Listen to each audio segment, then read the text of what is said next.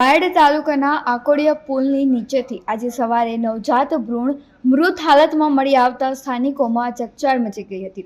ખારી નદીમાં ત્યજાયેલા આ ભ્રૂણને એક સ્થાનિક વ્યક્તિએ જોઈ તાત્કાલિક પોલીસને જાણ કરી હતી. પોલીસ ઘટના સ્થળે દોડી આવી અને ભ્રૂણનો કબજો લઈ વધુ તપાસ શરૂ કરી છે. આ અંગે બાયડ પોલીસ દ્વારા અજાણી મહિલાના વિરુદ્ધ ગુનો નોંધી કાનૂની કાર્યવાહી હાથ ધરવામાં આવી છે. પ્રાથમિક અનુમાન મુજબ કોઈ અજાણી મહિલાએ કુખનું પાપ છુપાવવા માટે પોતાના નવજાત બાળને નદીમાં ત્યજી દીધો હોવાની શક્યતા વ્યક્ત કરવામાં આવી રહી છે. માતૃત્વને કલંકિત કરનાર અને કુમળા ફૂલ જેવા નવજાતને મૃત્યુ તરફ ધકેલનાર આવા કૃત્યથી લોકોને આઘાત પહોંચ્યો છે. સ્થાનિક નાગરિકોએ પણ આ ક્રૂર ઘટનાની નારાજગી વ્યક્ત કરી છે અને દોષિતોને કડક સજા થવી જોઈએ તેવી માંગ કરી છે.